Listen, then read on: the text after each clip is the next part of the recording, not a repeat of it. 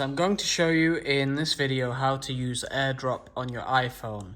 So you can use Airdrop to transfer files between most Apple devices. So you can use it to transfer between phones, from your phone to your MacBook.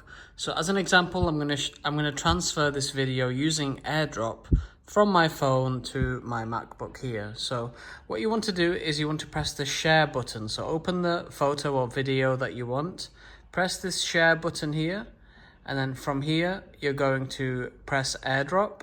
So Airdrop, and then it should show up any devices which are accepting Airdrop files. So that includes my phone and my MacBook. So I'm going to press the MacBook. And that's all you have to do. You can just press that button and it sends very quickly. So it's been sent and you can see it's highlighted there in my downloads. So that was what's been sent. So all you have to do, just to summarize, is press the share button. There is then an option for which device you want to send it to, and then you just press that device. And that's how to do it. You can send multiple photos, multiple videos, and you can even send notes and various things too. So that's how to use Airdrop.